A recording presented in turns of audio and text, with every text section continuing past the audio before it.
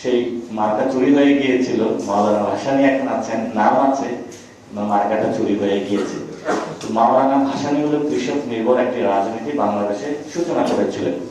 যদি মাওলানা ভাসানী সেই মার্কাটা ওনার কাছে থাকতো, তাহলে আজকে ধান মার্কা হলো পানির নিচে তলিয়ে যেত না।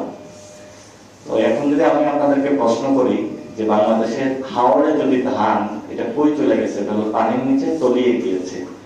অবশ্যই হলো ধান মার্কা ক্ষমতায় আছে, কিন্তু বাস্তব যে ধান সেটা হলো পানির নিচে এখন আছে, যেখানে হলো কৃষকরা সারাদিন হাহাকার করে। আমাদের যে ধানটা হয়ে গিয়েছে এখন ব্যবহারের একটি অস্ত্র। যে ধানটা আমরা রক্ষা করার কথা, সেই ধানের মার্কা বগুড়া থেকে ছেড়ে হলো গুলশানে চলে এসেছে।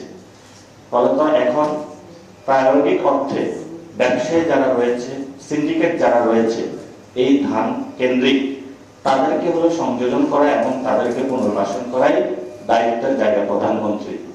অথচ বগুড়ার যে সন্তান জিয়াউর রহমান থেকে বাংলাদেশের রাজনীতি দিকপাল জগতের আনুষ্ঠানিক সূচনা করেছিলেন, সেই বগুড়াতে কিন্তু উনি ছেড়ে চলে গিয়েছেন। অর্থাৎ গ্রাম বাংলা ভালো লাগে না। এখন গুলশানে যারা ব্যবসায়ী, যাদের কাছে টাকা আছে, সিন্ডিকেট টাকা আছে, হাওয়া ভবনে যাদের সাথে যোগাযোগ ছিল, তাদের কাছে আজকে ধান চলে গিয়েছে। এটা হলো বর্তমান আমাদের হলো রাজনীতি। তবে অর্থনৈতিক কাঠামোর যদি দিকে আমরা তাকাই, আমাদের বাজেটে প্রায় 11 থেকে 12% হলো এই কৃষি সেক্টরের সাথে জড়িত। ফলত আগামী যে বাজেটটা আসতেছে, সেই বাজেটে শুধু একটি কার্ড হাতে ধরিয়ে দিলেই হবে না।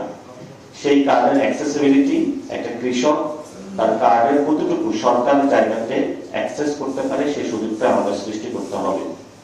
আগে হলো শেখ হাসিনা বিক্রি করেছিল স্মার্ট কার্ড, এবং সেটা দিয়ে লক্ষ লক্ষ কোটি টাকা হাতিয়ে নিয়ে গিয়েছিল, নগদ থেকে শুরু করে A2I যে প্রজেক্টগুলো ছিল সেগুলাতে।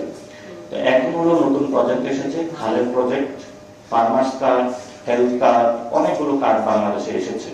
তো আমরাও একটা নতুন কার্ড সূচনা করতেছি, সেটা হলো লাল কার্ড।